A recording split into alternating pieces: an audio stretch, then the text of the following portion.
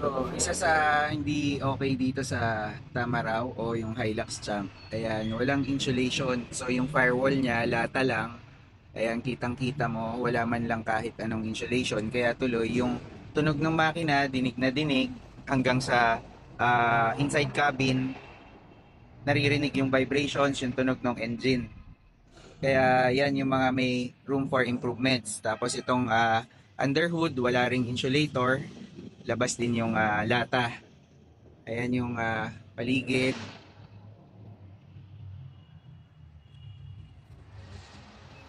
Sa interior naman, ayan, ultimo yung sun visor sa driver side lang ang meron, yung sa passenger side wala.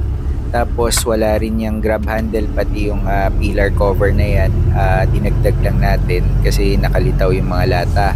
Tapos ito, may mga orange trimmings, yung top of the line lang. Pero pagka yung mga basic models, wala nun. So napaka bare sobra.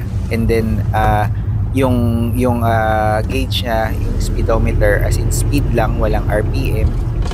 Very basic yung loob, ni walang saksakan ng charger yan, although may mga nabibiling optional accessories. Pero one thing that's good about this naman, yung aircon napakalamig. Kahit na tanghaling tapat, ayan, itong unit natin wala pang full tint sa harap, pero malamig pa rin siya. Kung mapapansin nyo, napakababa lang ng thermostat na sinet ko, and yet ang lamig-lamig ng cabin. Siguro kasi maliit lang yung cabin, pang two-seater nga lang siya. Kaya yung strength ng aircon, sapat na sapat para palamigin niya yung interior ng sasakyan. Yung engine naman, itong 2GD, very responsive as I've shared in our previous video. Di ko lang alam yung sa mga gasoline engines kung maliksi rin ba. Tapos yung suspension nito, ang daming room for improvements.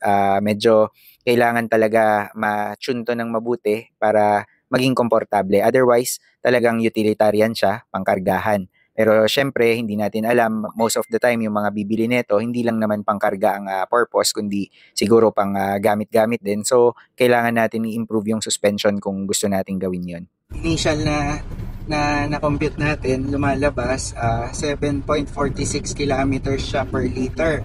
Medyo magastos, no, pero sa ngayon hindi pa natin alam kung mag-settle ba yan, kasi ginamit naman natin kasi to sa mga traffic, tapos madalas yung nakahinto lang, nakabukas yung aircon, medyo yun yung mas magastos eh.